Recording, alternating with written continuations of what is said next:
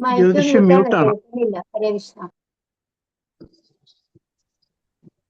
എല്ലാവർക്കും നമസ്കാരം. ജയശങ്കര. ആദിശങ്കര ഇന്റർനാഷണൽ ഫൗണ്ടേഷന്റെ നേതൃത്വത്തിൽ അവതരിപ്പിക്കുന്ന സുഹൃതം സംസ്കൃതം എന്ന പരിപാടിയിലേക്ക് ഏവർക്കും സ്വാഗതം. ഇന്ന് സുഹൃതം സംസ്കൃതത്തിന്റെ രണ്ടാമത്തെ സെക്ഷനാണ്. ആദ്യമായി ഗുരുസ്മരണയ്ക്കായി നമുക്ക് ഏവർക്കും പ്രിയപ്പെട്ട ജയേട്ടനെ ഈ വേദിയിലേക്ക് സാദരം ക്ഷണിച്ചുകൊള്ളുന്നു. ജയശങ്കര.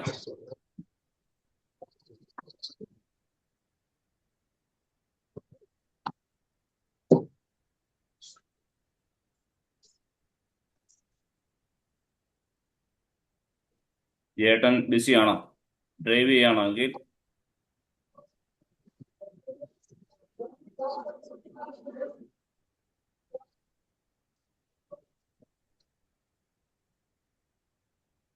ശോഭ ചേച്ചി, നമ്മുടെ സുഹൃത്ത് ചാപ്റ്ററിന്റെ കോർഡിനേറ്ററായ ശോഭ ചേച്ചിയെ വേദിയിലേക്ക് സാദരം ക്ഷണിച്ചുകൊള്ളുന്നു. വീഡിയോ ഓൺ ചെയ്ത് ഗുരുസ്മരണ ചെയ്യുക. ശോഭ ചേച്ചി കേൾക്കുന്നുണ്ടോ? ഉണ്ട്. ആ,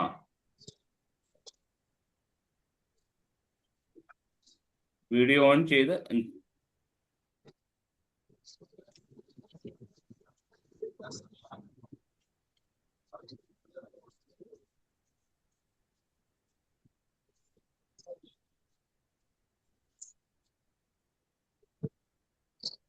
ശ്രുതി സ്മൃതി പുരാണാനാം ആലയം കരുണാലയം നമാമി ഭഗവത്പാദം ശങ്കരം ലോകശങ്കരം ശങ്കരം ശങ്കരാചാര്യം കേശവം ബാദരായണം സൂത്രഭാഷ്യകൃതൗ വന്ദേ ഭഗവന്തൗ പുനഃ പുനഃ.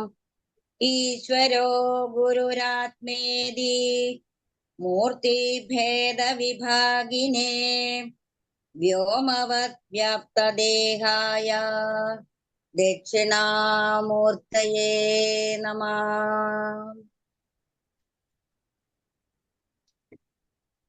ജ്യോതിഷി, എന്റെ കയ്യിലൊരു സംസ്കൃത ഇതുകൊണ്ട് ചൊല്ലിക്കോട്ടെ? ആയിക്കോട്ടെ. ടീച്ചറിന്റെ മുമ്പിലല്ലേ, ആയിക്കോട്ടെ.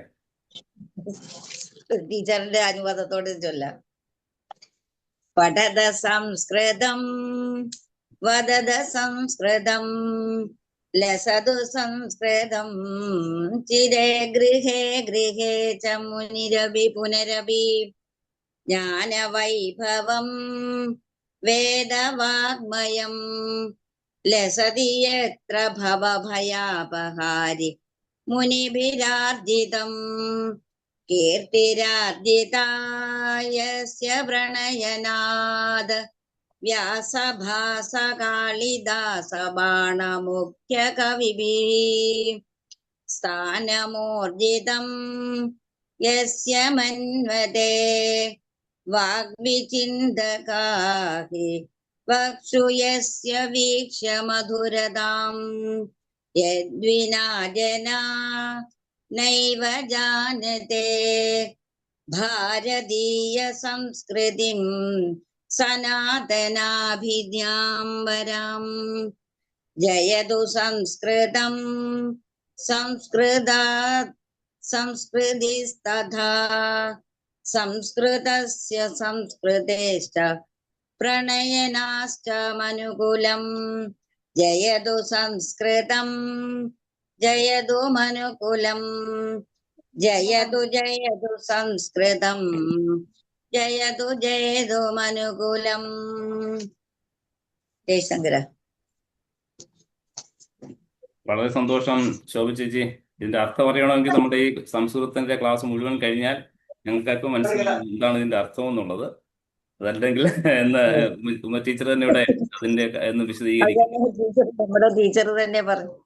എന്തായാലും വളരെ സന്തോഷം ശോഭ ചേച്ചി. വളരെ ഭക്തിയാദരപൂർവ്വം ഇന്നത്തെ ക്ലാസ്സിലേക്ക് ഉമ്മച്ചിത്തറിനെ വേദിയിലേക്ക് സാദരം ക്ഷണിച്ചുകൊള്ളുന്നു. ജയശങ്കര.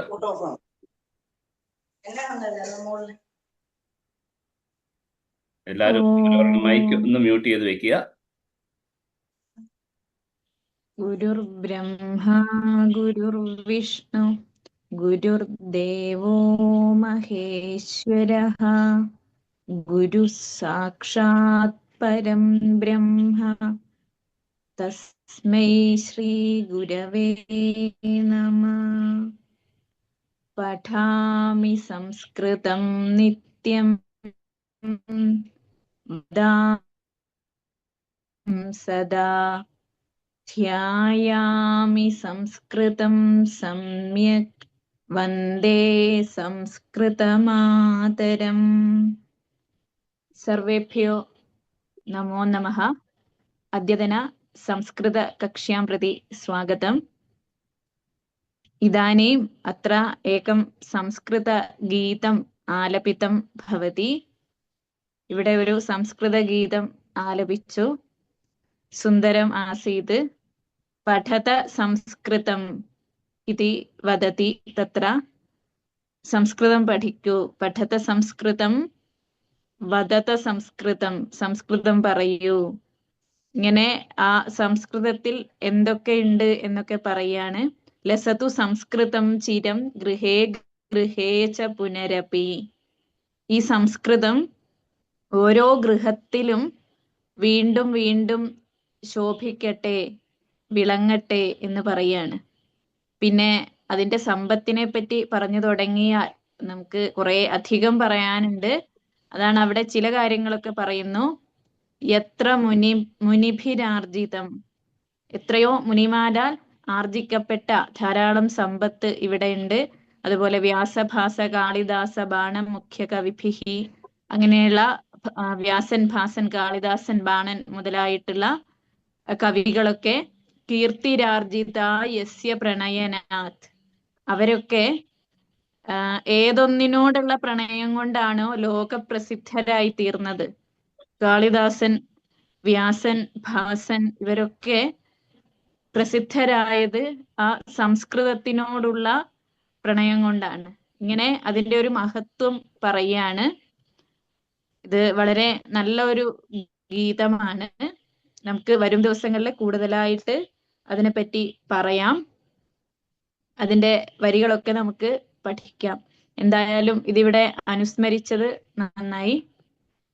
അസ്മാകം ദ്വിതീയ കക്ഷ്യ ഭവതി അദ്യ.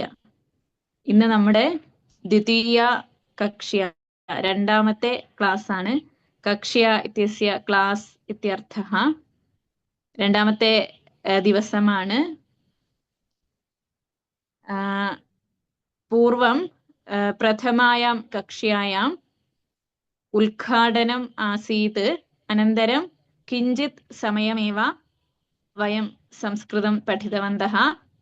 തത്ര പ്രഥമം പഠാമി സംസ്കൃതം നിത്യം വദാമി സംസ്കൃതം സദാ ധ്യായാമി സംസ്കൃതം സമ്യക് വന്ദേ സംസ്കൃതമാതരം. ഇത് ശ്ലോകസ്യ പരിചയം വയം കൃതവന്തः. നമ്മൾ ആ ഒരു ശ്ലോകത്തിന്റെ പരിചയമാണ് ആദ്യം ചെയ്തത്. അവിടെ ആ പദങ്ങളുടെ അർത്ഥം പറഞ്ഞു. വദാമി, പഠാമി, ധ്യായാമി. അവിടെയൊക്കെ അഹം ധ്യായാമി, ഞാൻ ചെയ്യുന്നു എന്നുള്ള അർത്ഥമാണ്. അഹം വദാമി, അഹം പഠാമി ഇത് അർത്ഥഃ. അപ്പൊ അതൊക്കെ നമ്മൾ പറഞ്ഞു.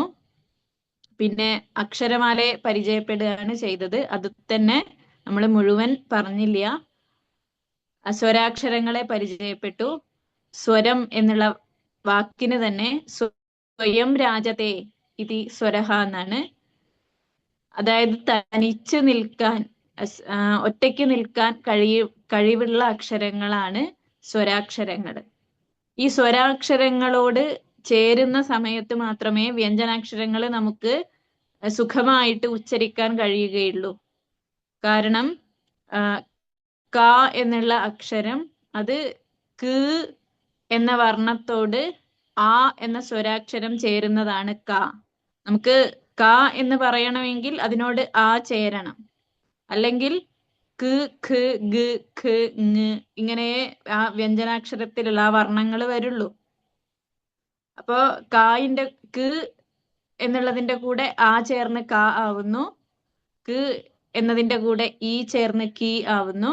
ഇങ്ങനെ സ്വരങ്ങളോട് കൂടി മാത്രമേ വ്യഞ്ജനാക്ഷരങ്ങൾക്ക് നിലനിൽപ്പുള്ളൂ. അപ്പൊ ഇത് ഈ ചിഹ്നങ്ങളും അത്തരത്തിലുള്ള കാര്യങ്ങളൊക്കെ നമ്മൾ എപ്പോഴും മനസ്സിലാക്കേണ്ടതാണ്. കാരണം നമുക്ക് ഈ ഗ്രന്ഥങ്ങളൊക്കെ നാരായണീയം, ഭഗവത്ഗീത, രാമായണം ഇതൊക്കെ വായിക്കുന്ന സമയത്ത് പദം മുറിക്കാനായിട്ട് പലപ്പോഴും പ്രയാസം അനുഭവപ്പെടാറുണ്ട്. അപ്പൊ എന്താണ് അവിടെ കൃത്യമായ അക്ഷരം എന്ന് മനസ്സിലാക്കിയാൽ മാത്രമേ നമുക്ക് അതിനെ പദച്ഛേദം ചെയ്യാൻ സാധിക്കുള്ളൂ. അപ്പോൾ ആ അക്ഷരങ്ങളുടെ ഘടന അതൊക്കെ നമ്മൾ മനസ്സിലാക്കണം. ഇപ്പൊ ക എന്ന് പറയുമ്പോൾ അത് ക് പ്ലസ് ആ ആണ്. കീ ക് അധികം ഈ ആണ്. കു ക് അധികം ഉ. അങ്ങനെ വർണ്ണങ്ങളെ വേർതിരിച്ച് മനസ്സിലാക്കിയാൽ മാത്രമേ പദച്ഛേദം ചെയ്യാനും അവിടെ എന്ത് മാറ്റമാണ് വന്നത്. പലപ്പോഴും ഭാഗവതം ഒക്കെ വായിക്കുന്ന സമയത്ത് വലിയ പ്രയാസമാണ്.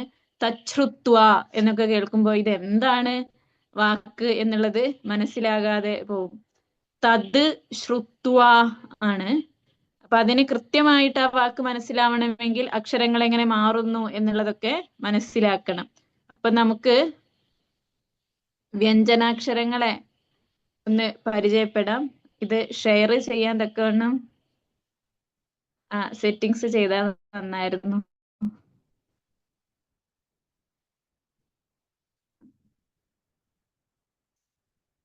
വ്യഞ്ജനാക്ഷരങ്ങൾ നമുക്ക് എല്ലാം അറിയാം. പ്രധാനമായിട്ട് ആദ്യത്തെ 25 അക്ഷരങ്ങള് കാതയോ മാവസാനാഹ എന്ന് പറയും. കാ മുതൽക്ക് മാവരെയുള്ള 25 അക്ഷരങ്ങള്. അതിനെ വ്യാകരണപ്രകാരം സ്പർശാക്ഷരങ്ങൾ എന്ന് പറയും. കാതയോ മാവസാനാഹ സ്പർശാഹ എന്ന് പറയും. കാ മുതൽ മാ വരെ ഉള്ള 25 അക്ഷരങ്ങള്. ഞാൻ പറയുന്നത് കേൾക്കുന്നുണ്ടല്ലോ അല്ലേ? കേൾക്കാം. ഇതൊന്ന് ഷെയർ ചെയ്യാൻ തക്കവണ്ണേ ഒന്ന് കോ ഹോസ്റ്റ് ആക്കിയാൽ നന്നായിരുന്നു.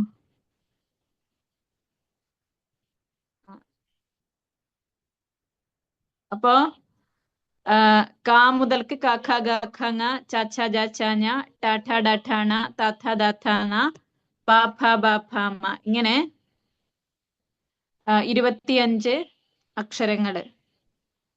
അതാണ് വ്യഞ്ജനാക്ഷരങ്ങളിലെ ആദ്യത്തെ ഒരു വിഭാഗം. പിന്നെ യാ രാ ല വ ഇതിനെ യണഹ എന്ന് പറയും. അതായത് ഈ അക്ഷരങ്ങള് യാ രാ ല വ അതിനെ സംസ്കൃതത്തില് മാഹേശ്വര സൂത്രങ്ങൾ എന്ന് പറഞ്ഞിട്ട് ഒരു 14 സൂത്രങ്ങൾ ഉണ്ട്. അതായത് ഈ അക്ഷരങ്ങളെ ഒരു പ്രത്യേക തരത്തിൽ ക്രമീകരിച്ചതാണ് ഈ മാഹേശ്വര സൂത്രങ്ങള്. അപ്പൊ അത് പ്രകാരം നോക്കുന്ന സമയത്ത് യാ വ ര ല എന്നാണ് വരിക. അത് സാന്ദർഭികമായിട്ട് പറഞ്ഞു എന്നേ ഉള്ളൂ. നമ്മൾ എഴുതുമ്പോൾ യാ ര ല വ എന്ന് തന്നെയാണ് എഴുതാറ്. അപ്പൊ മാഹേശ്വര സൂത്രങ്ങളെ നമുക്ക് പിന്നീട് പരിചയപ്പെടാം. ഇങ്ങനെ യാ വ ര ല എന്ന 4 അക്ഷരങ്ങള് അതിനെ അന്തസ്ഥങ്ങൾ എന്ന് പറയും. പിന്നെ ഷ ഷ സ ഹ എന്നുള്ള 4 അക്ഷരങ്ങൾ അതിനെ ഊഷ്മാക്കൾ എന്ന് പറയും. ഇത്രയുമാണ് വ്യഞ്ജനാക്ഷരങ്ങൾ. അപ്പൊ അതൊക്കെ നമുക്ക് ഒരു ഭാഷ പഠിച്ചു തുടങ്ങുമ്പോൾ അതിന്റെ ഒരു രീതിയാണ് അക്ഷരങ്ങളെ പരിചയപ്പെടുക എന്നുള്ളത്. അതുകൊണ്ട് പറഞ്ഞതാണ്. ഇവിടെ ഹിന്ദി പഠിച്ചവർക്കും ദേവനാഗരി ലിപി പരിചയം ഉണ്ടാവും. ഇങ്ങനെ വ്യഞ്ജനാക്ഷരങ്ങള് അതിന്റെ കൂടെ 2 അക്ഷരങ്ങൾ കൂട്ടിച്ചേർത്ത് എഴുതുന്ന സംയുക്താക്ഷരങ്ങള് അതിനെയൊക്കെ നമുക്ക് പരിചയപ്പെടേണ്ടതുണ്ട്. അത് നമുക്ക് ഇനി വരുന്ന ദിവസങ്ങളിൽ ഓരോ വാക്കുകൾ എഴുതുമ്പോഴൊക്കെ കൂടുതലായിട്ട് പരിചയപ്പെടാം. അപ്പൊ ഇന്ന് നമ്മള് പുതുതായിട്ട് പഠിക്കുന്നത് പദങ്ങളെ പരിചയപ്പെടുകയാണ്. അപ്പൊ ഇത്രയും സമയം പറഞ്ഞത് അക്ഷരങ്ങളാണ്. ഇവിടെ വ്യഞ്ജനാക്ഷരങ്ങളൊന്ന് നമുക്ക് ആണെങ്കിൽ കൂടി ഒന്ന് പറയാം. ക ഖ ഗ ഘ ങ ച ഛ ജ ഛ ഞ ട ഠ ഡ ഠ ത ഥ ദ ഥ ന പ ഫ ബ ഭ മ യ ര ല വ ശ ഷ സ ഹ. ഇതൊക്കെ നമുക്ക് അറിയുന്നതാണ്. എങ്കിലും ഒന്ന് ആ ഒരു രീതി കൊണ്ട്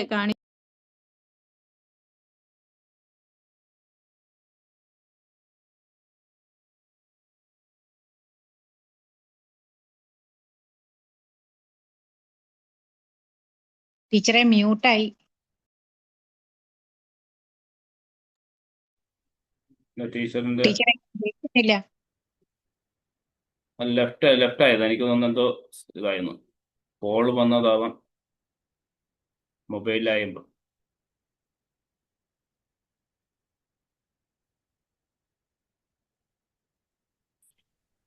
അത് ഇടയ്ക്ക് ചെറിയൊരു പ്രശ്നം, ഒരു അബദ്ധം പറ്റിയതാണ്. എന്തോ പോയിട്ട് ക്ലിക്ക് ചെയ്തിട്ട് അങ്ങനെ അബദ്ധം പറ്റിയതാണ്. ഇന്ന് കുറച്ചൊരു വല്ലാത്തൊരു ദിവസമാണ്. അപ്പോ അങ്ങനെ ഈ അക്ഷരങ്ങൾ അത് കണ്ടു എന്ന് വിചാരിക്കുന്നു. പിന്നെ നമുക്ക് പദങ്ങളിലേക്ക് പോകാം. അതായത് ഒരു ഭാഷയെ സംബന്ധിച്ച് ഏറ്റവും ചെറിയ ഘടകമാണ് വർണ്ണങ്ങൾ അല്ലെങ്കിൽ അക്ഷരങ്ങൾ എന്ന് പറയുന്നത്. പിന്നെ അതിന്റെ അടുത്ത ഘട്ടമാണ് പദങ്ങൾ. ആ അക്ഷരങ്ങൾ കൂടി ചേർന്ന് പദങ്ങളാവുന്നു. അപ്പൊ ഞാൻ കഴിഞ്ഞ ക്ലാസ്സിൽ പറഞ്ഞിരുന്നു, നമ്മൾ ധാരാളം സംസ്കൃത പദങ്ങൾ നിത്യവും പറഞ്ഞുകൊണ്ടേയിരിക്കുകയാണ്. അപ്പൊ നമ്മൾ സംസാരിക്കുന്ന ഒരു ദിവസത്തെ സംഭാഷണം നമ്മളൊന്ന് പരിശോധിച്ചു കഴിഞ്ഞാൽ അതിൽ 100 കണക്കിന് സംസ്കൃത പദങ്ങൾ വന്ന് ചേർന്നിട്ടുണ്ടാവും. ഇപ്പൊ തന്നെ ഞാൻ നിത്യം എന്നുള്ള വാക്ക് പറഞ്ഞു. അതൊക്കെ നമ്മൾ സർവ്വസാധാരണമായിട്ട് മലയാളത്തിൽ ഉപയോഗിക്കുന്ന പദമാണ്. ഇപ്പൊ പദം എന്നുള്ളത്. ഇങ്ങനെ കൂടുതൽ ഉദാഹരണങ്ങൾ പറയുന്നില്ല. അപ്പൊ അങ്ങനെ ധാരാളം വാക്കുകള് നമുക്ക് അറിയാം. അപ്പൊ ഈ വാക്കുകളെയൊക്കെ 3 തരത്തിൽ, 3 ലിംഗങ്ങളായിട്ട് സംസ്കൃതത്തില് വേർതിരിക്കും. നമ്മൾ മലയാളത്തില് പുല്ലിംഗം, സ്ത്രീലിംഗം എന്നിങ്ങനെ 2 തരത്തിൽ മലയാളത്തിൽ വേർതിരിക്കാറുണ്ട്. സംസ്കൃതത്തില് അതിലധികമായിട്ട് ഒന്നുകൂടി നപുംസകലിംഗം എന്ന് പറയും. പുല്ലിംഗം, സ്ത്രീലിംഗം, നപുംസകലിംഗം. അപ്പൊ ഇത് വളരെ പ്രധാനമാണ് പദങ്ങളെ പരിചയപ്പെടുന്ന സമയത്ത്. അത് ഏത് ലിംഗത്തിലാണ് എന്നുള്ളത് മനസ്സിലാക്കൽ ആ ശുദ്ധമായ പദപ്രയോഗത്തിന് ഏറ്റവും അത്യാവശ്യമാണ്. പുല്ലിംഗത്തിൽ സാധാരണ ഞാൻ കുറച്ച് വാക്കുകൾ പറയാം. ബാലഹ, യുവകഃ, ഗജഃ, വാനരഃ, സിംഹഃ, ഉത്തമഃ, സുന്ദരഃ, പണ്ഡിതഃ. ഇങ്ങനെ കൂടുതലായിട്ട് വിസർഗം അവസാനത്തിൽ വരുന്നത്. അതാണ് നമുക്ക് തുടക്കത്തിൽ നമുക്ക് ഇതൊക്കെ പുല്ലിംഗങ്ങൾ എന്ന് മനസ്സിലാക്കാം. ഒരിക്കലും ഇതൊരു ആത്യന്തികമായിട്ടുള്ള ഒരു പ്രസ്താവനയല്ല. നമുക്ക് തുടക്കത്തില് പുല്ലിംഗങ്ങളെ ഈ രീതിയിൽ ഇത്തരത്തിലുള്ള വാക്കുകൾ പരിചയപ്പെട്ട് വരാം. അതല്ലാത്ത പുല്ലിംഗങ്ങൾ ഉണ്ട്, വിസർഗത്തിൽ അവസാനിക്കാത്ത പുല്ലിംഗങ്ങൾ ഉണ്ട്. പക്ഷെ എങ്കിലും നമ്മൾ പതുക്കെ ഓരോ സ്റ്റെപ്പ് വെച്ചിട്ടാണല്ലോ കയറുക. അങ്ങനെ ഇപ്പൊ നമുക്ക് ഈ വാക്കുകൾ, അതായത് ബാലഹ, ഇതുപോലെയുള്ള വാക്കുകൾ, യുവകഃ, സൂര്യഃ, ചന്ദ്രഃ, ഗജഃ, ഛാത്രഃ. ഛാത്രഃ എന്നുള്ള വാക്കിന് വിദ്യാർത്ഥി എന്നാണ് അർത്ഥം. അത് രസകരമായിട്ടുള്ള ഒരു നിഷ്പത്തിയാണ്.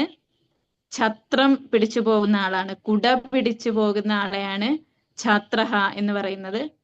അപ്പൊ ഇങ്ങനെ ഛാത്രഃ, ഗുരുഹു, കവിഹി, ഹരിഹി, ഇതുപോലെ ചിത്രകാരഃ, ഗായകഃ, നർത്തകഃ, ഇങ്ങനെയുള്ള വാക്കുകൾ, ഇതൊക്കെ പുല്ലിംഗങ്ങളാണ്.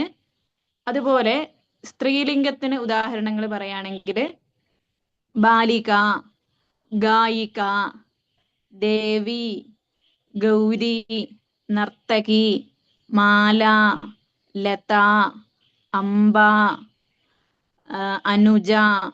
ഇങ്ങനെ ഇതൊക്കെ സ്ത്രീലിംഗങ്ങളാണ്.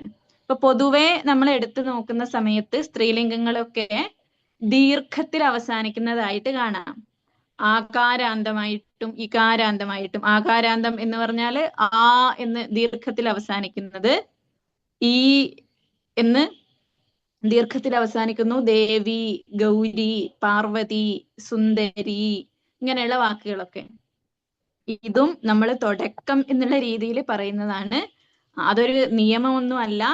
അല്ലാത്ത സ്ത്രീലിംഗങ്ങളുണ്ട്. ഭൂമിഹി എന്നുള്ളതൊക്കെ വിസർഗത്തോടു കൂടി അവസാനിക്കുന്നതാണല്ലോ. അല്ലാത്ത സ്ത്രീലിംഗങ്ങൾ ഉണ്ട്. എന്നാലും തുടക്കത്തിൽ നമുക്കൊന്ന് നമ്മൾ ലളിതമായി പറഞ്ഞിട്ട് അങ്ങനെ പോവുകയാണല്ലോ. അതുകൊണ്ട് പറയാണ് ഇത്തരത്തിലുള്ളത് സ്ത്രീലിംഗങ്ങള്. ബാലിക, ഗൗരി, പാർവതി, ദേവി, ശാടിക, വാടിക, ഇങ്ങനെ ഇതൊക്കെയാണ് സ്ത്രീലിംഗങ്ങള്. നപുംസകലിംഗങ്ങള് പാത്രം, ചിത്രം, പർണം, ഭവനം, വനം, പുസ്തകം, ഇങ്ങനെ എന്ന് അവസാനിക്കുന്നത് നപുംസകലിംഗങ്ങൾ. അപ്പൊ ഈ 3 ലിംഗങ്ങളിലുള്ള വാക്കുകളെയാണ് നമുക്ക് ആദ്യം പരിചയപ്പെടേണ്ടത്. അപ്പൊ ഇനി നമുക്ക് വരുന്ന ദിവസങ്ങളിൽ, ഇതിനിടയിലുള്ള ദിവസങ്ങളിൽ കുറച്ച് കുറച്ച് വാക്കുകൾ ഓരോ ദിവസമായിട്ട് നമുക്കൊന്ന് പഠിക്കാം. ഇപ്പോ പുല്ലിംഗത്തിലുള്ള കുറച്ച് വാക്കുകൾ ഒരു ദിവസം, സ്ത്രീലിംഗത്തിലുള്ള കുറച്ച് വാക്കുകൾ, ഇങ്ങനെ പഠിക്കാം. അപ്പൊ ഇത് കൃത്യമായിട്ട് നമ്മൾ മനസ്സിലാക്കണം. ഇപ്പൊ രാമഹ എന്നുള്ളത് രാമഹ എന്ന് തന്നെയാണ്. അത് ഒരിക്കലും നമ്മൾ ആ വിസർഗത്തെ പരിഗണിക്കാതെ രാമ എന്നൊന്നും പറയാൻ പാടില്ല. രാമഹ. രാജ എന്നുള്ളത് രാജ എന്ന് തന്നെയാണ്. അതുപോലെ അംബ, അമ്മ എന്നുള്ള അർത്ഥത്തിൽ അംബ. അപ്പൊ വിസർഗം ഉള്ളത് അവിസർഗം ഉള്ളതായിട്ടും അതില്ലാത്തത് ഇല്ലാത്തതായിട്ടും നമ്മൾ മനസ്സിലാക്കണം. ഇങ്ങനെ പുല്ലിംഗം, സ്ത്രീലിംഗം, നപുംസകലിംഗം എന്നുള്ള 3 ലിംഗങ്ങള്. അതാണ് ഈ ഭാഷയിൽ പദങ്ങൾ പരിചയപ്പെടുന്ന സമയത്ത് ആദ്യം നമുക്ക് ശ്രദ്ധിക്കാനുള്ളത്. പിന്നെ ഇതിന് നമ്മുടെ യുക്തി അനുസരിച്ച് നമുക്ക് ഇന്ന പദം ഇന്ന ലിംഗമായിരിക്കും എന്ന് ഊഹിക്കാം എന്ന് നമ്മൾ കരുതിയാൽ ചിലപ്പോൾ നമുക്ക് തെറ്റിപ്പോവും.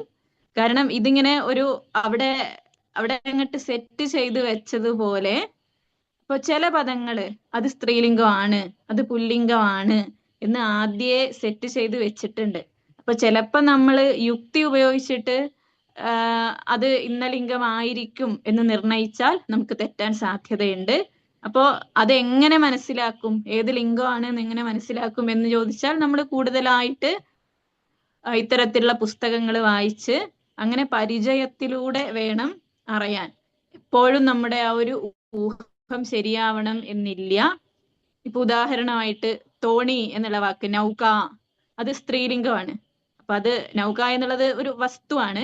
അത് എന്തുകൊണ്ട് സ്ത്രീലിംഗം ആയിട്ട് പ്രയോഗിച്ചു എന്ന് ചോദിച്ചാൽ അത് അങ്ങനെയാണ് ഭാഷയിൽ പറഞ്ഞിരിക്കുന്നത്. അതുപോലെ പിപീലിക, ഉറുമ്പിനെ പിപീലിക എന്ന് സ്ത്രീലിംഗത്തിൽ പറയും. ഇതുപോലെ കുറെ കാര്യങ്ങളുണ്ട്. ഇപ്പൊ ഒരേ വസ്തുവിനെ പുസ്തകം എന്ന് പറയുമ്പോൾ അത് നപുംസകലിംഗമാണ്. അതേ വസ്തു ഗ്രന്ഥഃ എന്ന് പുല്ലിംഗത്തിൽ പറയും. ഒരേ സാധനം, ഒരേ വസ്തുവിനെയാണ് പുസ്തകം എന്ന് നപുംസകലിംഗത്തിലും ഗ്രന്ഥഃ എന്ന് പുല്ലിംഗത്തിലും പറയുന്നത്. ഇനി നമ്മൾ അത്ര പ്രയോഗിക്കാറില്ലെങ്കിലും ഇതിന് സ്ത്രീലിംഗമായിട്ട് പുസ്തിക എന്നുള്ള ഒരു പദമുണ്ട്. അത് നമ്മൾ അങ്ങനെ പ്രയോഗിക്കാറില്ല എങ്കിലും പുസ്തിക എന്നുള്ള വാക്കുണ്ട്. അങ്ങനെ ഒരേ വസ്തുവിനെ 3 ലിംഗങ്ങളിലും നമുക്ക് ഉപയോഗത്തിലുണ്ട്. അത് ഒരു തരത്തിൽ പലപ്പോഴും നമുക്ക് സൗകര്യമാണ്. ഇപ്പൊ ഒന്നിനെ വർണ്ണിക്കുന്ന സമയത്ത് അവിടെ നമുക്ക് സ്ത്രീലിംഗമാണ് പ്രയോഗിക്കേണ്ടതെങ്കിൽ അതാണ് അവിടെ ഉചിതമാവുക എങ്കിൽ ആ പദം സ്വീകരിക്കാം. ഇനി അതല്ല പുല്ലിംഗമാണ് അവിടെ ചേരുക എന്നുണ്ടെങ്കിൽ അത് സ്വീകരിക്കാം. ഇങ്ങനെ ഒരേ അർത്ഥത്തിൽ 3 ലിംഗങ്ങളിലും വാക്കുകൾ ഒക്കെ വരുന്ന സമയത്ത് അത് ആ ഭാഷയുടെ ഒരു സൗന്ദര്യമാണ്. ചിലപ്പോൾ നമുക്ക് തോന്നും ഇത് പ്രയാസമാണ്, ഇങ്ങനെയൊക്കെ ഉള്ള പ്രയോഗങ്ങൾ ഉണ്ടായതുകൊണ്ട് അത് പഠിക്കാൻ വിഷമമാണ് എന്നൊക്കെ തോന്നും. പക്ഷെ അത് എന്താണ്, ആ ഭാഷയുടെ സമ്പത്ത്, അതിന്റെ വൈവിധ്യം, അതിനെയൊക്കെയാണ്, അതിന്റെ സൗന്ദര്യം അതിനെയൊക്കെ വർദ്ധിപ്പിക്കുകയാണ് ചെയ്യുന്നത്. അപ്പൊ ഇങ്ങനെ 3 ലിംഗങ്ങളിലുള്ള പദങ്ങള്. ഇനി ഇതിനെ തന്നെ ഈ 3 ലിംഗങ്ങളിലുള്ള പദങ്ങൾ തന്നെ പല സ്വരങ്ങളിൽ അവസാനിക്കുന്ന വാക്കുകൾ ഉണ്ടാവും. ഇപ്പൊ ബാലഹ എന്നുള്ളത് നമ്മൾ ഉച്ചരിക്കുന്ന സമയത്ത് ആ എന്ന് അവസാനിക്കുന്നു, ബാലഹ. കവിഹി എന്നുള്ളത് ഇ എന്ന് അവസാനിക്കുന്നു. അപ്പൊ ഏത് സ്വരത്തിലാണോ നമ്മളുടെ ഉച്ചാരണം അത് അവസാനിക്കുന്നത് അതനുസരിച്ചിട്ട് അകാരാന്തം, ഇകാരാന്തം, ഉകാരാന്തം, ഇങ്ങനെ അജന്ത പദങ്ങളെ നമ്മൾ വേർതിരിക്കും. അജന്തം എന്ന് വെച്ചാല് അച്ച് എന്നുള്ള വിഭാഗത്തിൽ പെടുന്ന അക്ഷരങ്ങളിൽ അവസാനിക്കുന്ന പദങ്ങളാണ്. അപ്പൊ എന്താണ് അച്ച്, എന്താണ് ഹല്ല് എന്ന് പറഞ്ഞിട്ടില്ല. അച്ച് എന്ന് വെച്ചാൽ സ്വരാക്ഷരം എന്നുള്ളതിന്റെ വേറൊരു പദമാണ് അച്ച്, ആ ച്ച്. അത് നമ്മൾ സാധാരണ പറയാറില്ല, നമ്മൾ സ്വരാക്ഷരം എന്ന് സാമാന്യ ജനങ്ങൾ പറയും. പക്ഷെ വ്യാകരണത്തില് സ്വരം എന്നുള്ളതിനെ സൂചിപ്പിക്കാൻ അച്ച് എന്നുള്ള ആ ഒരു വാക്കാണ് ഉപയോഗിക്കുക. അതുപോലെ വ്യഞ്ജനാക്ഷരങ്ങളെ സൂചിപ്പിക്കുന്നതാണ് ഹല്, ഹ ല്. അപ്പോ ഇവിടെ സ്വരാക്ഷരങ്ങളിൽ അവസാനിക്കുന്ന വാക്കുകളെ അജന്തം എന്ന് പറയും. അതായത് അച്ചില് അവസാനിക്കുന്ന, അന്തം എന്ന് വെച്ചാൽ അവസാനം, അച്ചിൽ അവസാനിക്കുന്നത് അജന്തം, ഹല്ലിൽ അവസാനിക്കുന്നത് ഹലന്തം. അപ്പൊ ഈ 2 തരത്തിലെ പദങ്ങളുണ്ട്. നമ്മൾ നേരത്തെ പറഞ്ഞതൊക്കെ അജന്ത പദങ്ങളാണ്. ഇപ്പൊ ബാലഹ, സിംഹ, ഗൗരി, ലക്ഷ്മി, ദേവി, പുസ്തകം, ചിത്രം, ഉദ്യാനം, ഭവനം, ഇതൊക്കെ അജന്ത പദങ്ങളാണ്. അജന്ത പദങ്ങളിൽ തുടങ്ങുകയാണ് നമുക്ക് കൂടുതൽ എളുപ്പം. ഇതൊക്കെ എന്നായാലും എന്താണ്, എന്ന സ്വരാക്ഷരത്തിൽ അവസാനിക്കുന്നതാണ്. ആ എന്നുള്ള ദീർഘത്തിൽ അവസാനിക്കുന്നതാണ് നമ്മൾ പറഞ്ഞ സ്ത്രീലിംഗങ്ങളൊക്കെ. ഹ എന്ന് പറയുമ്പോൾ ആ എന്നാണ് അവസാനം വരുന്നത്. അപ്പൊ അങ്ങനെ അവസാനിക്കുന്നതാണ് ആ പുല്ലിംഗ ശബ്ദങ്ങളൊക്കെ. ഇപ്പൊ നമ്മൾ പറഞ്ഞതൊക്കെ അജന്ത രൂപങ്ങളാണ്. ഹലന്ത രൂപങ്ങളുണ്ട്. അത് നമുക്ക് പിന്നീട് കൂടുതലായിട്ട് അത്തരത്തിലുള്ള രൂപങ്ങളെ പരിചയപ്പെടാം. ഇപ്പൊ രാജൻ ശബ്ദമൊക്കെ ഉണ്ട്. അതായത് രാജാവ് എന്നർത്ഥം വരുന്ന പദം. അവിടെ ആ പദത്തിന്റെ പ്രാതിപതികം എന്ന് പറയും. അതായത് ആ പദം ഉണ്ടാവുന്നതിന് മുമ്പുള്ള ശബ്ദം, അത് നകാരാന്തമായിട്ടാണ് വരുന്നത്. അതുപോലെ ധാതൃ ശബ്ദം, ധാത, നമ്മൾ ബ്രഹ്മാവിന്റെ പര്യായമായിട്ട് പറയല്ലോ ധാതാവ്, അല്ല അത് ഋകാരാന്തമാണ്. അപ്പൊ അത് അച്ചാണ്. അതുപോലെയുള്ള ഇപ്പൊ രാജൻ ശബ്ദം പോലെയുള്ള പല പദങ്ങളും ഉണ്ട്. അപ്പൊ ഇങ്ങനെ ഹലന്ത പദങ്ങളെ നമുക്ക് പിന്നീട് പരിചയപ്പെടാം. ഇപ്പൊ നമ്മൾ പറയുന്നത് സ്വരാക്ഷരങ്ങളിൽ അവസാനിക്കുന്ന പദങ്ങളെ പറ്റിയിട്ടാണ്. അപ്പൊ ഇവിടെ നേരത്തെ പറഞ്ഞിരിക്കുന്ന പുല്ലിംഗ ശബ്ദങ്ങളില് ഈ ശബ്ദം എന്ന് പറയുന്നത് വാക്ക് എന്നുള്ള അർത്ഥത്തിലാണ്. അപ്പൊ നമുക്ക് അത്തരത്തിലുള്ള ഒരു പരിചയം കുറച്ച് കുറവായിരിക്കും. ഈ ശബ്ദം എന്ന് പറയുമ്പോൾ നമ്മൾ സാധാരണ പറയുന്ന സൗണ്ട് എന്നുള്ള അർത്ഥമല്ല, ശബ്ദം എന്നുള്ള പദത്തിന് വാക്ക് എന്നർത്ഥം. അപ്പൊ നേരത്തെ പറഞ്ഞ വാക്കുകളിലൊക്കെ അധികവും ആ എന്ന് അവസാനിക്കുന്നതായിരുന്നു. ഇപ്പൊ ബാലഹ, രാമഹ, കൃഷ്ണഹ, വിനീതഹ, പണ്ഡിതഹ, സുന്ദരഹ, ഗായകഹ, നർത്തകഹ, ഇങ്ങനെ ആ എന്ന് അവസാനിക്കുന്ന പദങ്ങള്, അതിനൊക്കെ അകാരാന്തങ്ങൾ എന്ന് പറയും. അകാരാന്ത, അതായത് അകാരം എന്ന് വെച്ചാൽ ആ എന്ന അക്ഷരം, ആ എന്ന അക്ഷരത്തിൽ അവസാനിക്കുന്ന വാക്കുകൾ അകാരാന്ത. പിന്നെ നമ്മൾ അല്ലാത്ത ചില പദങ്ങൾ പറഞ്ഞു. കവിഹി, ഹരിഹി, രവിഹി, ഇതൊക്കെ കപിഹി, വാനരഹ ഇത് അർത്ഥ. ഇങ്ങനെ ഈ പദങ്ങളൊക്കെ ഇകാരാന്തങ്ങൾ എന്ന് പറയും. ഈ എന്ന് അവസാനിക്കുന്നത്. ഇപ്പോ കപി എന്ന് പറയുമ്പോൾ ഈ ആണ്. കവി, ഹരി, രവി, ഇതിനൊക്കെ ഇകാരാന്ത പദങ്ങൾ എന്ന് പറയും. ഇനി ഉകാരാന്ത പദങ്ങളുണ്ട്. ഭാനുഹു, വിഷ്ണുഹു, ശംഭുഹു, ഇങ്ങനെ ശിശുഹു, ഇതൊക്കെ ഉകാരാന്ത പദങ്ങള്. നേരത്തെ നമ്മള് തുടക്കത്തില് ഗുരു സ്തോത്രം അത് ഗുരുവിന്റെ ശ്ലോകം ചൊല്ലിയല്ലോ, ഗുരുഹു എന്നുള്ളത് ഉകാരാന്ത പദമാണ്. അപ്പൊ ഇതെന്തിനാണ് ഇങ്ങനെ ഇതൊക്കെ പറയുന്നത് എന്ന് ചോദിച്ചാൽ അതനുസരിച്ചിട്ട് വേണം നമുക്ക് പിന്നീട് കൂടുതൽ കൂടുതൽ വാക്കുകള് ആ വാക്കുകളെ കൊണ്ടുള്ള മറ്റു പ്രയോഗങ്ങളൊക്കെ നടത്താൻ. അതുകൊണ്ട് ഇങ്ങനെ അകാരാന്തം, ഇകാരാന്തം, ഉകാരാന്തം, ഇത് മാത്രമല്ല റകാരാന്ത ശബ്ദങ്ങളുണ്ട്. പിതൃശബ്ദം ഋകാരാന്തമാണ്. അച്ഛൻ എന്നുള്ള അർത്ഥത്തില് പിതാ, പിതരൗ, പിതരഹ എന്നാണ് പിന്നീട് വരിക. എന്തായാലും പിതൃശബ്ദം ഋകാരാന്തമാണ്.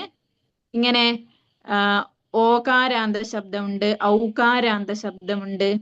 അപ്പൊ നമുക്ക് ആദ്യം ഈ അകാരാന്തം, ഇകാരാന്തം, ഉകാരാന്തം അതിനെ പരിചയപ്പെടാം. അതുപോലെ ഇനി സ്ത്രീലിംഗത്തിലാണെങ്കിൽ നമ്മൾ നേരത്തെ മാല, വാടിക ഇങ്ങനെയുള്ള ശബ്ദങ്ങളൊക്കെ പറഞ്ഞു. ഷാഡിക, ഈ ഷാഡിക എന്ന് വെച്ചാൽ സാരി എന്നാണ് അർത്ഥം. ആ ഷാഡിക എന്ന പദത്തിൽ നിന്നാണ് നമ്മൾ മലയാളത്തിൽ പറയുന്ന സാരി എന്നുള്ള വാക്ക് ഉണ്ടായിട്ടുള്ളത്. ഇതുപോലെ അധ്യാപിക, ഗായിക ഇങ്ങനെ ആ എന്ന് അവസാനിക്കുന്ന വാക്കുകള് ആകാരാന്ത സ്ത്രീലിംഗ എന്ന് പറയും. ആകാരാന്തം ആ എന്ന് അവസാനിക്കുന്ന പദങ്ങൾ. ഇതുപോലെ ഈകാരാന്തങ്ങളുണ്ട്. ദേവി, ലേഖനി, ലേഖനി എന്ന് വെച്ചാൽ എഴുതുന്ന സാധനം പേനയാണ്. അതുപോലെ ഗൗരി, ഈ ലക്ഷ്മി ഇങ്ങനെ ഈകാരാന്ത ശബ്ദങ്ങള് സ്ത്രീലിംഗത്തില് വളരെയധികം ആകാരാന്ത, ഈകാരാന്ത ശബ്ദങ്ങളുണ്ട്. അതിനപ്പുറത്തേക്കും ഉണ്ട്. അതുപോലെ നപുംസകലിംഗത്തില് വനം, ഭവനം എന്നൊക്കെ ഉള്ളതിനെ നമ്മള് അകാരാന്തമായിട്ട് തന്നെയാണ് പറയുക. കാരണം അത് വനശബ്ദം എന്നാണ് പറയാ. അതുകൊണ്ട് അതിനൊക്കെ അകാരാന്തമായിട്ട് പറയും. ഇനി ഇകാരാന്തം, ഉകാരാന്തം ഒക്കെ ഉണ്ട്. അപ്പൊ ഇങ്ങനെയാണ് നമ്മള് പദങ്ങളെ പരിചയപ്പെടുന്ന ഒന്നാമത്തെ ഘട്ടം ഇതാണ്. ഇപ്പൊ നമ്മള് ഒരു വ്യക്തിയെ കാണുമ്പോ എന്താണ് പേര്, എവിടെയാ സ്ഥലം, എന്താണ് ജോലി, ഇങ്ങനെയൊക്കെ ചോദിച്ചിട്ടാണല്ലോ പരിചയപ്പെടുക. അതുപോലെ സംസ്കൃത ഭാഷയിൽ നമുക്ക് ഓരോ പദങ്ങളെയും പരിചയപ്പെടുന്ന സമയത്ത് ആദ്യം നോക്കുന്നത് ഇതേത് ലിംഗമാണ് എന്നാണ്. പിന്നെ അതിന്റെ കൂടെ തന്നെ ഏത് അന്തമാണ്, എങ്ങനെയാണ് അവസാനിക്കുന്നത്. ഇപ്പൊ നമ്മൾ ഇന്ന് പറഞ്ഞത് 3 ലിംഗങ്ങളിലുള്ള പദങ്ങളുണ്ട്. സ്ത്രീലിംഗം, പുല്ലിംഗം, സ്ത്രീലിംഗം, നപുംസകലിംഗം. ഇനി അതിൽ തന്നെ അകാരാന്തമായിട്ട്, അതായത് സ്വരാക്ഷരങ്ങളിൽ അവസാനിക്കുന്ന വാക്കുകളില്. അപ്പൊ സ്വരാക്ഷരങ്ങളിൽ അവസാനിക്കുന്നതും ഉണ്ട്, വ്യഞ്ജനാക്ഷരങ്ങളിൽ അവസാനിക്കുന്നതും ഉണ്ട്. സ്വരാക്ഷരങ്ങളിൽ അവസാനിക്കുന്നതിനെ അജന്തം എന്ന് പറയും. വ്യഞ്ജനാക്ഷരങ്ങളിൽ അവസാനിക്കുന്നതിനെ ഹലന്തം എന്ന് പറയും. അപ്പൊ ഈ അജന്ത ശബ്ദങ്ങളില് അകാരാന്തമുണ്ട്, ഇകാരാന്തമുണ്ട്, ഉകാരാന്തമുണ്ട്. സ്ത്രീലിംഗങ്ങളിലാണെങ്കിൽ ആകാരാന്തം, ഈകാരാന്തം ഇങ്ങനെ പലതരത്തിലുള്ള ശബ്ദങ്ങളുണ്ട്. അതിനെയാണ് പരിചയപ്പെട്ടത്. ഞാൻ കുറച്ച് പദങ്ങളൊക്കെ അതിന്റെ ഉദാഹരണമായിട്ട് ഇവിടെ തയ്യാറാക്കി വെച്ചിരുന്നു. എന്തായാലും ഗ്രൂപ്പിൽ ഷെയർ ചെയ്യാം. ഇവിടെ ആദ്യം മുതൽ എന്തൊക്കെയോ പ്രശ്നങ്ങൾ, നെറ്റ്വർക്കിന്റെ പ്രശ്നമൊക്കെ ആദ്യം തന്നെ ഉണ്ടായിരുന്നു. എനിക്ക് കയറാൻ കുറച്ചൊരു ബുദ്ധിമുട്ടുണ്ടായി. ഞാൻ റിക്വസ്റ്റ് കൊടുത്ത് കുറച്ച് സമയം കഴിഞ്ഞിട്ടേ ജോയിൻ ചെയ്യാൻ പറ്റിയുള്ളൂ. പിന്നെ ഇന്ന് രാവിലെ മുതൽ വല്ലാത്തൊരു തിരക്കുള്ള ദിവസമൊക്കെ ആയിരുന്നു. അപ്പൊ എന്തായാലും ഈ പറഞ്ഞ കാര്യങ്ങൾ ഞാൻ ഗ്രൂപ്പിൽ ഷെയർ ചെയ്യാം. അതുപോലെ നമ്മൾ കഴിഞ്ഞ ക്ലാസ്സിൽ ഒരു ശ്ലോകം പഠിച്ചിരുന്നു. ആദ്യം നമ്മൾ പഠാമി സംസ്കൃതം നിത്യം അത് പറഞ്ഞു. പിന്നെ അജ്ഞാന തിമിരാന്ധസ്യ ജ്ഞാനാഞ്ജന ശലാകയ ചക്ഷുരുന്മീലിതം യേന തസ്മൈ ശ്രീ ഗുരവേ നമ. അപ്പൊ അടുത്ത ക്ലാസ്സിൽ വരുമ്പോഴേക്ക് ഈ ശ്ലോകം ഒന്ന് നന്നായിട്ട് പഠിച്ചിട്ട് വരിക. ചിലപ്പോ ഇപ്പോ പഠിച്ചു കഴിഞ്ഞിട്ടുണ്ടാവും, എങ്കിലും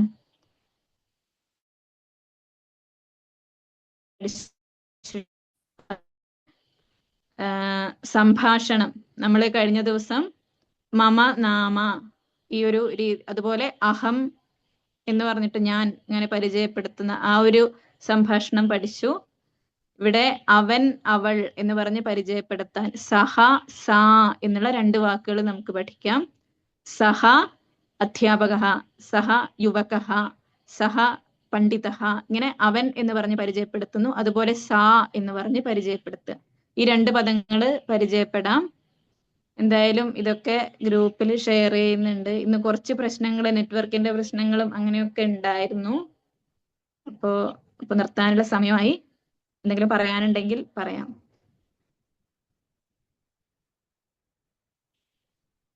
ടീച്ചർ, ഒരു സംശയം. ആ അതായത് ഈ സ്വരാക്ഷരത്തില് ആ ആ ഈ ഉ ഊ അത് കഴിഞ്ഞ് 3 ഇത് വരുന്നുണ്ട്. അതെന്താണ്? നമ്മുടെ ഹിന്ദിയിൽ ലൂ എന്നാണ് പറയുന്നത്, പിന്നെ ഇഷ എന്നാണോ കാണുന്നത്? ഏത് ഈ ഊ കഴിഞ്ഞിട്ടല്ലേ? അതെ. അല്ല, റൂ റൂ ആ ആ റ് ഈ ഉ ഊ അത് കഴിഞ്ഞുള്ള 3 അത് മനസ്സിലാവും. പിന്നെ അത് ലിറു അത് റ് ഉണ്ട്. പിന്നെ റിന്റെ ദീർഘം വരുന്നുണ്ട്. റ് എന്നുള്ള ഒരു അക്ഷരം വരുന്നുണ്ട്. അത് നമ്മൾ വല്ലപ്പോഴും ഉപയോഗിക്കുന്ന പിതൃനാം എന്നൊക്കെ ഉള്ള ഒരു വാക്കുണ്ട്. അതായത് പിതൃക്കൾക്ക് എന്നുള്ള അർത്ഥത്തിൽ അവിടെ ആ റ് എന്നുള്ള അതിന്റെ ദീർഘമാണ് ഉപയോഗിക്കുന്നത്. അങ്ങനെ റ് എന്നുള്ള അക്ഷരമുണ്ട്. പിന്നെ ള് എന്നുള്ളത്, അത് ഈ 2 അക്ഷരങ്ങൾ, അതായത് റിന്റെ ദീർഘവും ളുവും ഇപ്പൊ നമ്മൾ കുട്ടികൾക്കൊന്നും അക്ഷരമാല എഴുതി കൊടുക്കുന്ന സമയത്ത് ഇത് രണ്ടും അങ്ങനെ ചിലരൊന്നും എഴുതി കൊടുക്കാറില്ല. അത് അക്ഷരങ്ങളുടെ ഇതാണ്. റിന്റെ ദീർഘം റ്, അതുപോലെ ള്. ഇത് നമ്മളെ മലയാളത്തിൽ എഴുതുമ്പോഴും അങ്ങനെ തന്നെയാണ്. ആദ്യമൊക്കെ അക്ഷരങ്ങൾ എഴുതിക്കുന്ന സമയത്ത് ഈ ള് എന്നുള്ള അക്ഷരം ഉണ്ടായിരുന്നു. ഇപ്പോ പണ്ടത്തെ ആളുകൾ ചിലപ്പോൾ എഴുതിക്കുമ്പോ ചെയ്യും, പക്ഷെ സ്കൂളിലൊന്നും പഠിപ്പിക്കുന്ന സമയത്ത് ള് എന്നുള്ള അക്ഷരം എഴുതാറില്ല. അപ്പൊ അതാണ് റ് ള്. അതേപോലെ ഈ അഹം, ഇപ്പം മമ നാമ്, എന്റെ പേരാണ് മമ നാം ജ്യോതിഷ്. അഹം എന്റെ പ്രൊഫഷൻ പറയുന്നു. അത് കഴിഞ്ഞ് അഹം പുരുഷ്, ഞാൻ എന്നുള്ള ഞാൻ ഇന്ന ആളാണ് എന്ന് പറയുന്നത്. അഹം ഭാരതീയ. മമനാമ മമനാമ ഉമ അത് കഴിഞ്ഞ് അഹം മാത, അഹം പുത്രി എന്ന് പറയുന്നു. അപ്പം അത് പുല്ലിംഗമാവുമ്പോഴോ? അത് ഇപ്പൊ അഹം പിത, അവിടെ അഹം എന്നുള്ളതിന് മാറ്റം വരില്ല. അതായത് ഞാൻ എന്നുള്ള അർത്ഥം അതങ്ങനെ തന്നെ ആര് പറയുമ്പോഴും അതിനനുസരിച്ചിട്ട് മറ്റേ പദം മാറ്റിയാൽ മതി. അഹം പുത്രഹ, അഹം പിത, അങ്ങനെ അഹം അനുജഹ, അഹം അധ്യാപകഹ. അഹം എന്നുള്ളതിന് മാറ്റം വരുന്നില്ല. അതായത് അത് ആര് പറയും, ഞാൻ എന്നുള്ളത് തന്നെയാണ്. എന്റെ എന്നുള്ളതിന് മമ അല്ലേ?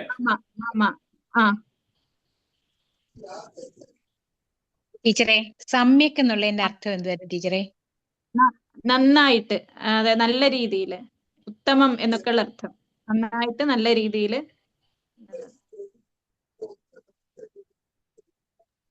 വേറെ ആർക്കെങ്കിലും സംശയങ്ങളുണ്ടെങ്കിൽ ചോദിക്കാവുന്നതാണ്.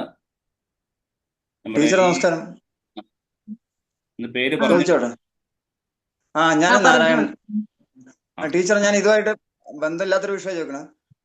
വിഹായ നമ്മള് ഉപേക്ഷിച്ചിട്ട് വിട്ടിട്ട് എന്നൊക്കെയല്ലേ പറയാ? വിഹായ. വിഹാൻ എന്ന് പറയുന്നത് എന്തെങ്കിലും അർത്ഥമുണ്ടോ? ഇതുമായിട്ട് ബന്ധമുണ്ടോ? വിഹാൻ ഒരു പേരിന്റെ ചോദ്യം. വിഹാൻ എന്നുള്ളൊരു വാക്കുണ്ടോന്ന് സംശയമാണ്. ഇല്ല, അതുമായിട്ടൊരു ബന്ധമില്ല.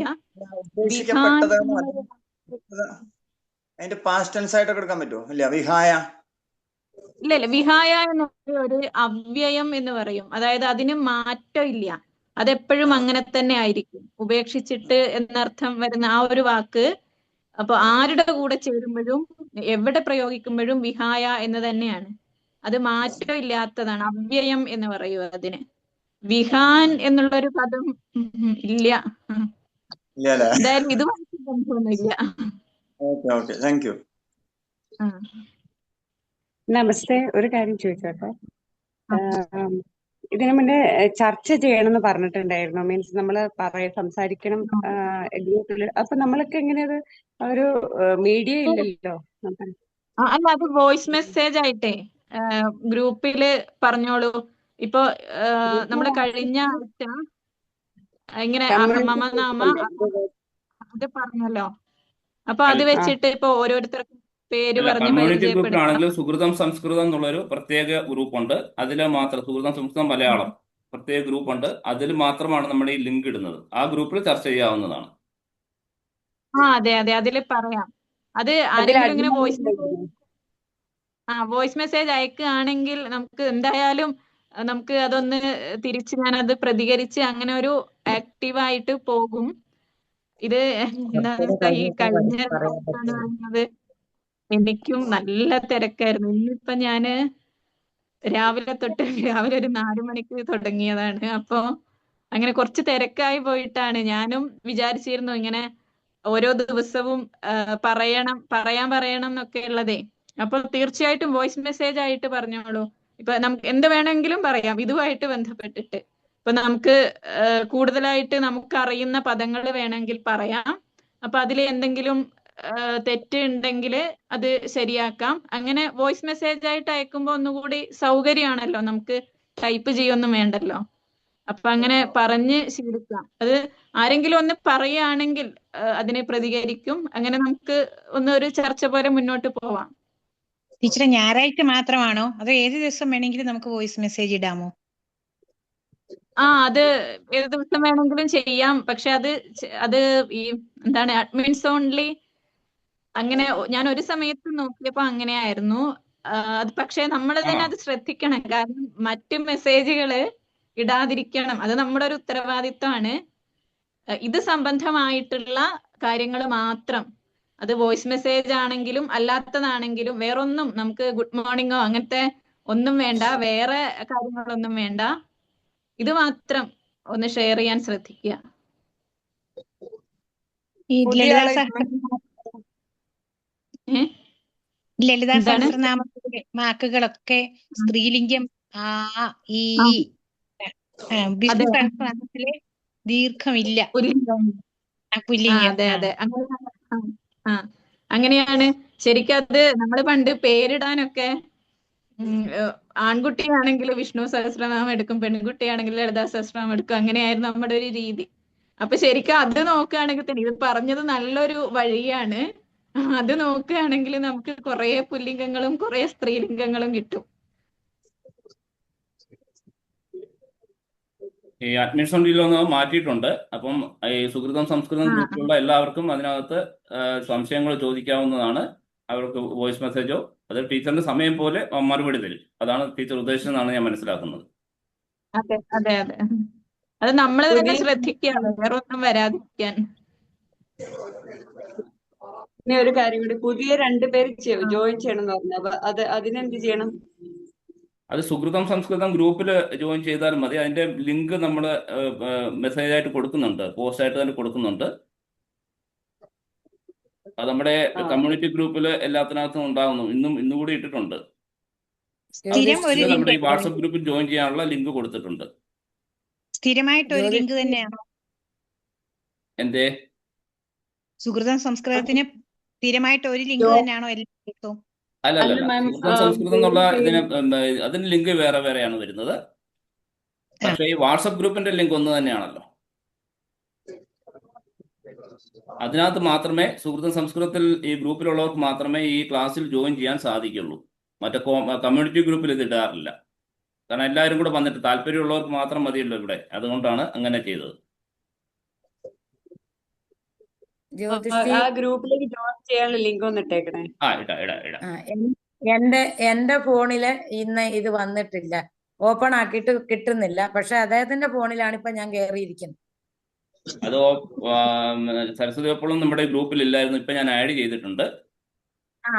ശരി, ഞാൻ ഒത്തിരി നോക്കിയിട്ട് ഓടി വന്ന് ഈ ഫോൺ എടുത്ത് കഴിഞ്ഞ ക്ലാസ്സിൽ ഞാൻ ഉണ്ടായിരുന്നല്ലോ. അത് പക്ഷെ എന്താണെന്നറിയില്ല, എനിക്കറിയില്ല. ചിലപ്പോൾ ഒരുപക്ഷെ ലെഫ്റ്റ് ആയി കാണും. എന്തായാലും ഇപ്പൊ ആഡ് ചെയ്തിട്ടുണ്ട്. അതുപോലെ തന്നെ ഇപ്പൊ അതിനകത്തുള്ള അംഗങ്ങൾക്ക് ഇപ്പൊ മെസ്സേജ് ഇടാവുന്നതാണ്, ടീച്ചറിനോട് ചോദിക്കാവുന്നതാണ്, സംശയങ്ങൾ ചോദിക്കാവുന്നതാണ്. ശരി, ഓക്കെ. അപ്പോൾ നമുക്ക് ഇന്നിവിടെ ഇത് പര്യവസാനിപ്പിക്കാം.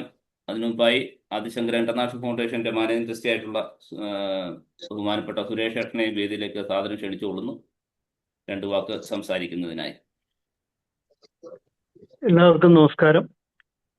ആദിശങ്കര ഇന്റർനാഷണൽ ഫൗണ്ടേഷന്റെ ആഭിമുഖ്യത്തിലുള്ള ഈ സുഹൃതം സംസ്കൃതം എന്ന പരിപാടി, ഈ പഠന ക്ലാസ്, ഇത് 2ാമത്തെ ഭാഗമാണ് നമ്മളിവിടെ അവതരിപ്പിക്കുന്നത്.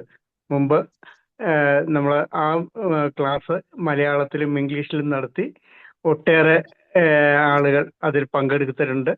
അതുകൂടാതെ തന്നെ ഈ പരിപാടിയെക്കുറിച്ച് അന്വേഷിച്ചുകൊണ്ട് പലപ്പോഴും പലരും സംസാരിച്ചതിനെ തുടർന്നാണ് വീണ്ടും ഇങ്ങനെയൊരു ക്ലാസ് തുടങ്ങാൻ കഴിഞ്ഞത്. തീർച്ചയായിട്ടും അന്നും നമുക്ക് മാർഗനിർദ്ദേശങ്ങൾ നൽകിയ ഉമ ടീച്ചർ ഇന്നും നമ്മളോടൊപ്പം ഉണ്ട്.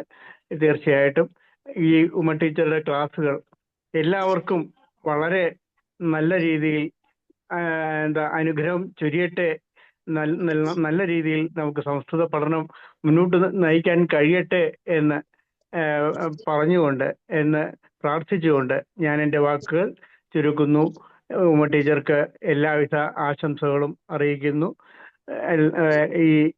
ഇന്നത്തെ ഈ പരിപാടിയിലും പങ്കെടുക്കുന്ന ഓരോരുത്തർക്കും ആദിശങ്കര ഇന്റർനാഷണൽ ഫൗണ്ടേഷന്റെ പേരിൽ ഹൃദയംഗമായ നന്ദി രേഖപ്പെടുത്തുന്നു. ജയശങ്കര. വളരെ സന്തോഷം സുരേഷ് അങ്ങയുടെ വാക്കുകൾക്ക്. നമ്മുടെ സുഹൃതം സംസ്കൃതം ക്ലാസ് ഒരു ഞായറാഴ്ച വിട്ടിട്ടാണ്. ഇനിയിപ്പോൾ അടുത്ത ഞായറാഴ്ച ഉണ്ടാവില്ല, അതിനടുത്ത ഞായറാഴ്ചയാണ്. അപ്പം മാസത്തിൽ 2 ക്ലാസ്സാണ് നമ്മൾ ഉദ്ദേശിക്കുന്നത്. അതേപോലെ തന്നെ ഇതിന്റെ റെക്കോർഡ് ചെയ്യുന്നുണ്ട്. ഇതിന്റെ ഇത് ആദ്യം കയറാത്തവർക്കാണെങ്കിൽ നമ്മുടെ യൂട്യൂബിൽ ഇതിന്റെ വീഡിയോ കാണാവുന്നതാണ്. അതും 2 മണിക്കൂറിന് ശേഷം. അതുപോലെ ആദിശങ്കര ഇന്റർനാഷണൽ ഫൗണ്ടേഷനിൽ നിന്ന് ടൈപ്പ് ചെയ്ത് കഴിഞ്ഞാൽ നമ്മുടെ യൂട്യൂബ് ചാനലിൽ നമ്മുടെ പരിപാടികളുടെ എല്ലാം ഇടുന്നുണ്ട്. അതിനകത്ത് വീഡിയോസ് പോസ്റ്റ് ചെയ്യുന്നുണ്ട്. ഈവൻ രാമായണക്കാറ്റിന്റെ ആണെങ്കിൽ എല്ലാത്തിന്റെ അതിനകത്ത് ഉണ്ടാവും. തീർച്ചയായും എല്ലാവരും അതിൽ. ഇന്നത്തെ സ്വാമിയുടെ ക്ലാസിനെ കുറിച്ചും കൂടി ഒന്ന് പറഞ്ഞോളൂ. അതേപോലെ ഇപ്പം 8 മണിക്ക് നമ്മുടെ ദിഗ്വിജയം എന്നുള്ള ഒരു പരിപാടി നമ്മൾ 25ാമത്തെ സെഷൻ നടത്തുകയാണ്. ബഹുമാനപ്പെട്ട മാതാ ജ്ഞാനാമൃതിഷ്ഠ സ്വാമിനി ജ്ഞാനാമൃതിഷ്ഠ അവതരിപ്പിക്കുന്ന ദിഗ്വിജയം എന്നുള്ള ക്ലാസ് 8 മണിക്ക് ആരംഭിക്കുന്നതാണ്. ഇവിടെ പങ്കെടുത്ത എല്ലാവർക്കും നന്ദി, നമസ്കാരം. അതിന്റെ ലിങ്ക് നമ്മുടെ കമ്മ്യൂണിറ്റി ഗ്രൂപ്പിൽ ഇട്ടിട്ടുണ്ട്. താല്പര്യമുള്ളവർക്ക് അതിലും കയറാവുന്നതാണ്. എല്ലാവർക്കും ജഗദീശന്റെ കാരുണ്യ കടാക്ഷം ഉണ്ടാവട്ടെ. ലോക സമസ്ത സുഖനോ ഭവന്തു. എല്ലാവർക്കും നന്മയുണ്ടാവട്ടെ. ജയശങ്കര. ജയശങ്കര. ജയശങ്കര. ജയശങ്കര. ജയശങ്കര. ജയശങ്കര. ജയശങ്കര.